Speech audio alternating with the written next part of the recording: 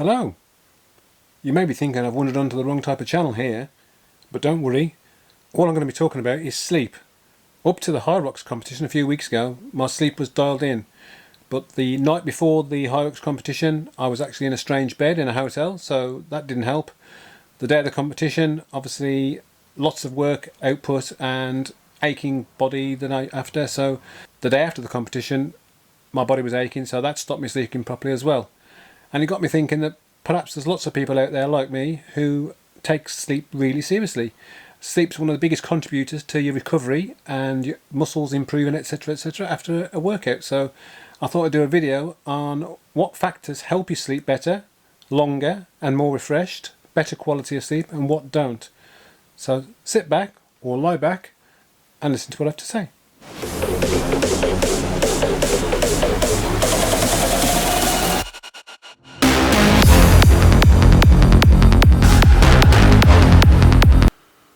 One huge game changer for me was when I bought a Whoop strap. That's what a Whoop strap actually looks like. If we get a bit closer, it literally is just a strap. So what is a Whoop strap? What is it? So it's a wearable, obviously, it's on my wrist.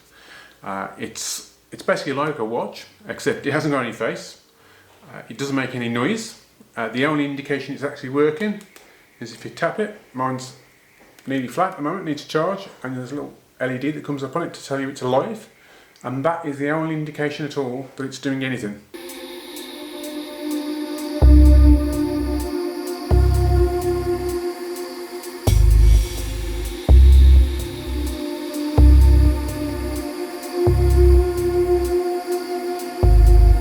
You obviously wear it on your wrist, but you can actually take out this section of it here, and then Whoop actually do a range of what they call smart apparel, and they have sections, small pockets with gaps where this part of it could be inserted and it's placed against either your bicep or your different parts of your body, not that part, to actually measure your performance.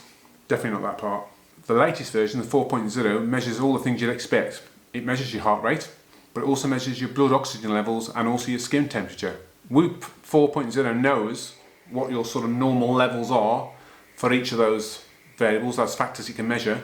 If they start to go out for some reason, then Whoop will tell you in the app.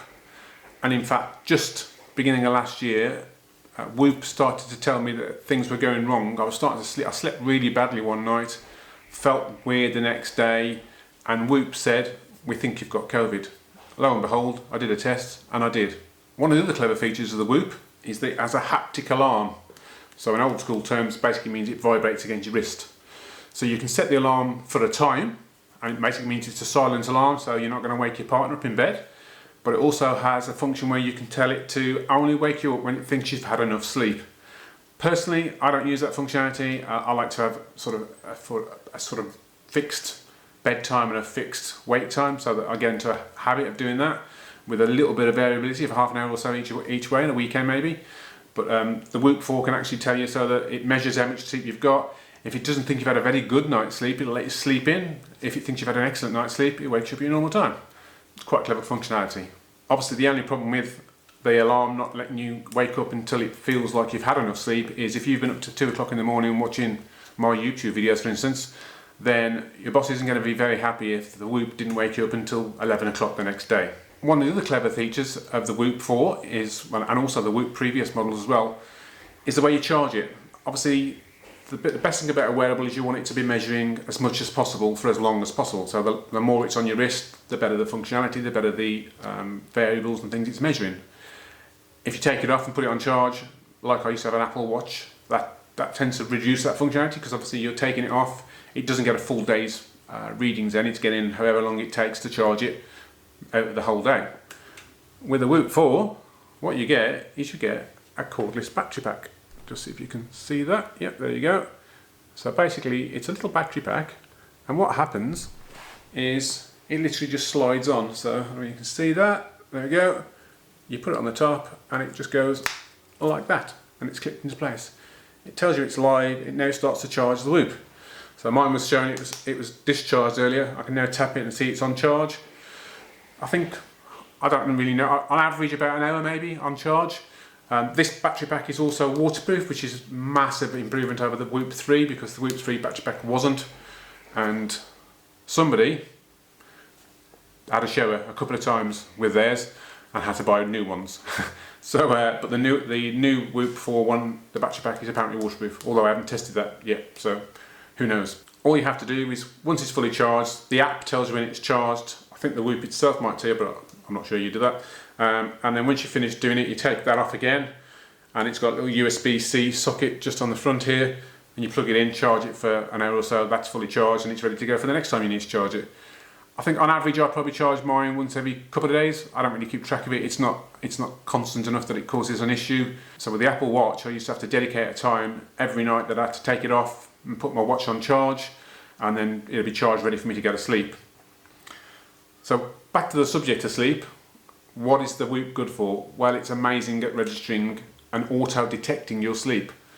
There's no messing around, there's no pressing of buttons before you go to sleep, which obviously you don't want to do because you're waking yourself up to do that. You don't have to wake up in the morning and tell it you've woken up. It automatically detects everything. I bought my original Whoop 3 back in March 2020, and I've since upgraded to the Whoop 4.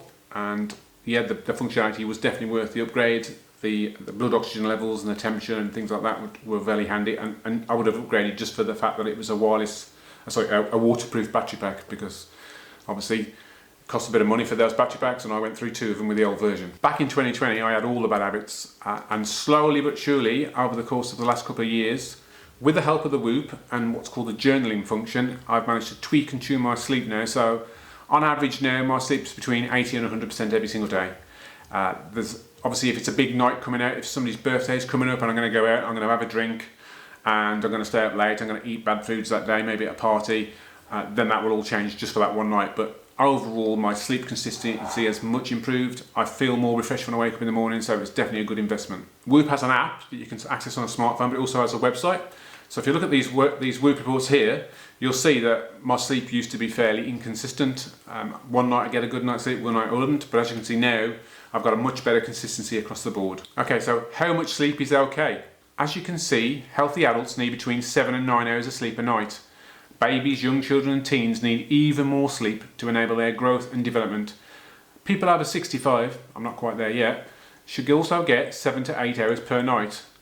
I may feel over 65 some mornings, but I'm going with 7 to 9 hours at the moment. My teenage daughters seem to have a definite affiliation with their beds and leaving them in the morning. So I'm not sure if their figures are correct. I'm no sleep expert, but my sleep has improved immeasurably over the last few years, just following some simple guidelines and factors that I know affect my sleep. These factors might affect yours as well, so please watch and see if any of those are going to be applicable to you. Some of the following things I use, some things I've found out by researching online. Your mileage might vary with what's useful for you, like I say, but I've used most of the things in these guidelines here, and all of them have seemed to have helped me in one way, shape or form or another. If you're new here, then please subscribe to the channel so you get notified when we put new videos up. Please go down below and hit the thumbs up button to like the video. And if there's any other comments you've got on sleep variables that you know affect you, that I haven't mentioned in this video, please let me know down below. I'm always happy to find out anything that's going to help my sleep even more. So one of the things that people know and quite aware of, I think, nowadays is that caffeine affects your sleep. Caffeine affects your body very quickly as well. It reaches a peak level in your blood within half an hour to an hour and has a half-life of 3 to 5 hours. So that half-life is the time it takes for your body to eliminate half of the caffeine out of your body. The remaining caffeine can stay in your body for a long time. So basically, if you drink a cup of coffee at 6 o'clock, there could be still caffeine in your body at 4 AM in the morning, and that caffeine is going to be preventing you from sleeping well. Caffeine can have a very disruptive effect on your sleep. Most obvious effect of the stimulant is it makes it hard for you to fall asleep. These effects will reduce your total sleep time. Caffeine also reduces the amount of deep sleep you produce, and when I was researching for this video, I found an actual study online where if you consume caffeine 6 hours before your bed, it reduces your sleep time by 1 hour.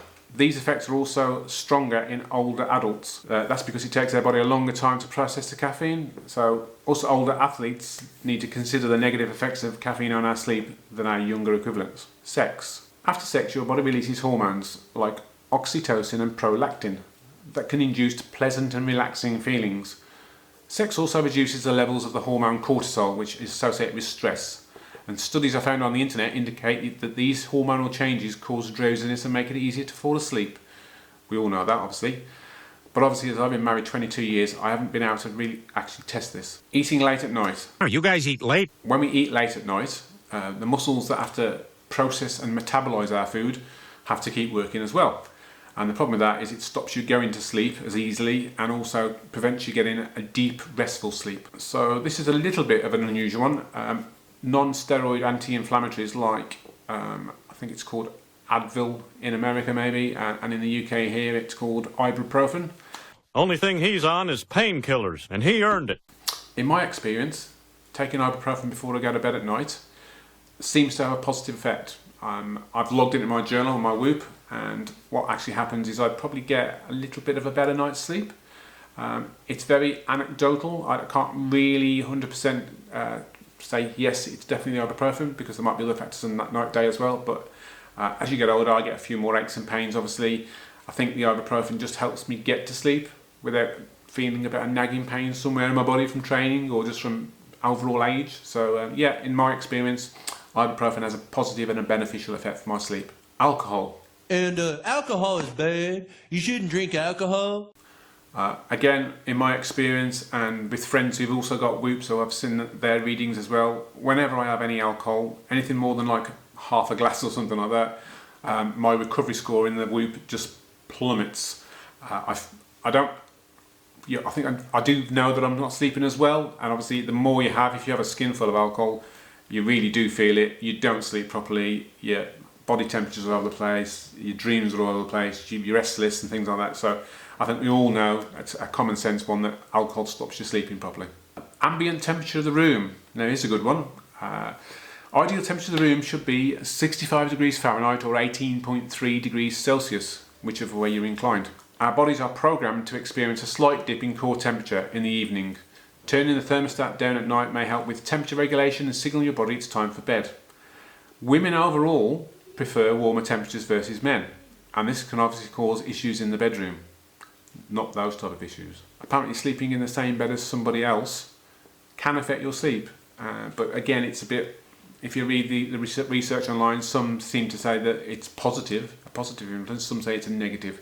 So I think it basically depends how long you've been married. Marriage over. Sleeping in your own bed is another one. Obviously, if you go away, I went to High Rocks a couple of weeks ago, slept in a strange bed, you just never sleep as well in a strange bed. As you sleep in your own bed, you've got your own process, your own routine, you've got your own bedding, you've got your own pillows. I think everything, because hopefully you're going to use this video and fine tune your sleep, and you'll find that that works better for you. So bedtime variability is quite a good one, and it's worked for me when I've tweaked this a bit. So I used to have a long lie-in at the weekends, and in the week obviously you have to get up for work. Used to stay up quite late. Definitely used to do all of the bad habit things of using computers in the room and things like that. All that's changed over the last few years. But bedtime variability is obviously, you try to get your rhythms of your body into a sort of pattern, so it all makes perfect sense. You go to bed at the same sort of time every night. It doesn't have to be exact, it doesn't have to be exactly at that time every night, but around that sort of time, and then wake up the next day at around the same sort of time, allowing enough time in between for you to sleep, so you don't go to bed at midnight and get up at 4, but you see what I mean. You're going to bed, I roughly go to bed sort of at 9:30, 10 o'clock. I read and go through my process there, and then by the time I go to sleep it's probably about 10:30, and then I wake up at 7, and that leaves me then sort of 8.5, 9 hour sleep window. In the summer it's lighter, and we'll talk about that in a minute, but there's certain factors, birds tweeting outside, things like that Those birds don't sound right. are out of your control, but overall that works for me. So, and at weekends I don't tend to lie in. What I do now is I might lie in by an extra half an hour or so, and just that extra half an hour makes me feel a bit more refreshed. Whoop confirms that, and also it doesn't change my bedtime variability too much, and I feel okay when I wake up in the morning. Exercise timing. So I used to do CrossFit. I always feel better working out later on in the day. I think it's because I'm older, so your body is a bit more relaxed and stretched and mobile by then. It's getting worse with old age. And so I used to do a 7:30 class at CrossFit. My daughter started coming to CrossFit, so because of that I had to change my time slots and started going at the 5:30 class instead, and I found it affected my sleep. I think it's because if I was doing it at the 7:30 class at CrossFit, sometimes I wouldn't be able to get my last meal in before I went to CrossFit, so I would go not as fueled as I should have been, didn't perform as well at CrossFit, came back, had a late meal, then my body's still coming down from all of the exercise and his heart and metabolism's churning, trying to get rid of the last vestiges of the exercise and process a meal before I went to bed. As soon as I went to the 5:30 slot, didn't have my meal before CrossFit, but it's still quite close to like a mid-afternoon snack maybe, so that I was still fueled okay. And then by the time I got back home from CrossFit, had a shower and had my tea, my body's calming down before I go to bed. So by the time I hit the sack at sort of 9-10 o'clock, my body's got over the meal, got over the exercise, and I slept much better. So exercising later in the day, specifically after sort of 6-7 o'clock in the day, combined with your meal time, definitely had a big impact on me. Right, being hydrated enough. Now remember to stay hydrated. Now, being of an older age, I am very aware that if I drink a lot of water late at night, I'm going to be up during the night to go to the toilet, and I think that affects quite a lot of men of my age group. So because of that, you tend to sort of regulate how much you drink. I'm terrible at not drinking enough, and that's one of my guilty issues that I've got to sort out. I've got one of those bottles that measures and shows you how much water you've drunk during the day. I just never look at it and never drink enough, so I've got to resolve that myself. But being hydrated apparently is a very huge factor on your sleep. So what I try to do nowadays is I drink quite a lot through the day. I drink quite a bit of coffee, unfortunately, which does dehydrate you a bit, I believe. But I drink quite a bit of coffee during the day, and then I try to drink a big drinks container of water or whatever I'm going to be drinking during my workout as well. And then I slowly taper off as it gets later at night. So by the time I go to bed, I'm still fairly hydrated, and that works for me. But apparently, yeah, hydration is a really big factor in sleep. Whether you're drinking too much late at night and that's making you have to get up during the night, or whether you're just not drinking enough and then your body's craving it. I think you do actually lose some moisture during the night. And because of that, if you're already pretty dehydrated before you go to bed, you're going to be even more dehydrated during the night. So sleep masks. Should be wearing masks. I was a bit sceptical about wearing sleep masks. I don't find them that comfortable to wear, to be fair, and so I don't wear them at all during the winter, but definitely in the summer. I used to put up the big sort of blinds, the blackout blinds in the bedroom to try and limit the amount of light that comes in early in the morning, but now I always wear a sleep mask. So what a sleep mask actually does, obviously it cuts out the amount of light that gets to your eyes. There's also benefits as well that I didn't even realise. So I'm reading off my list here.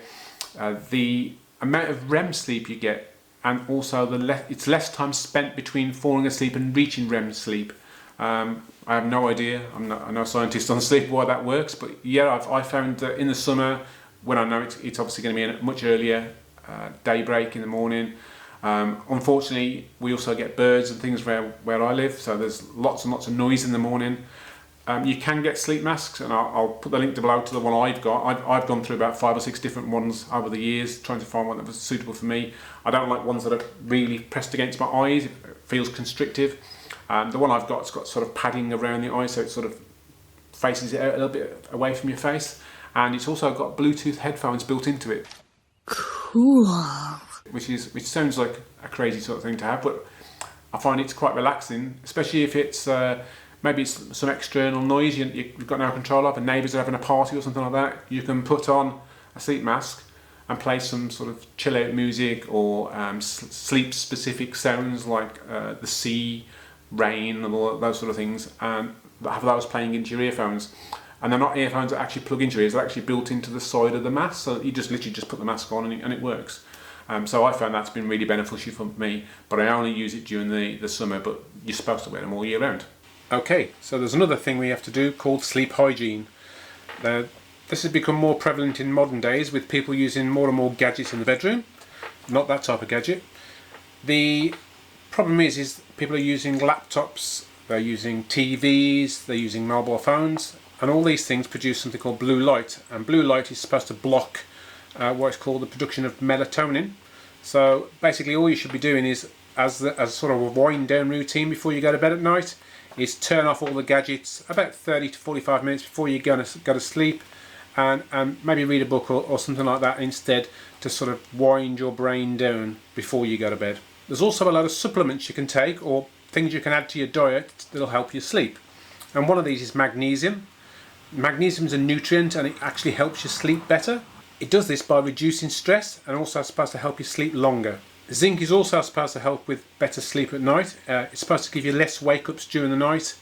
It also is supposed to impact you with more vivid dreams, but I haven't actually encountered that myself personally. And finally we have vitamin D. Vitamin D is derived from the sun, so during the summer that's not an issue. We get out and about outside, we get plenty of sun, and so we get the vitamin D from that. But during the winter it can be more of an issue. You wake up in the morning, it's dark outside, you go to work, it's dark whilst you're at work unless you've got an outdoor job, and then you come home from work at night and it's dark again. So you're not getting enough vitamin D naturally produced in your body. So you can take supplements, vitamin D supplements, and that's what I do during the winter. Okay, so hopefully all of these factors I've been talking about here will help you sleep more efficiently, sleep better, and maintain sleep for longer during the night. I talked about the Whoop at the beginning of the vlog, and I've still got mine on here. I'm a firm believer in the effectiveness of Whoop. It does track sleep massively well. It does track strain as well, which is basically the amount of work output you're putting in during the day based on your heart rate and heart rate variability. I haven't even touched on that part of it, its functionality, but if you are interested in getting a Whoop, I'll include a link down below in the description. I've a link you can click on to take you to the Whoop's website and subscribe to a Whoop. It's a subscription model, and basically you don't pay for the strap itself and you don't pay for upgrades either. You only pay for a monthly subscription to actually use the product. And so the link below will actually give you 1 month's free subscription by clicking on and sign on that. It'll also as well give me a month back. So it's a two-way street. I hope some of these tips will be useful to everyone. And if you're obviously improving your fitness, you're going to be improving your sleep. It's a vicious circle. If you're not getting enough sleep, you won't be able to improve your fitness. If you're not getting enough fitness in, you're not going to sleep as well. So it is a contributing factor both ways. So take advice from the things I've mentioned in this video. See if you can use them in your lifestyle and see if you can improve your sleep. And I'll see you in the next video.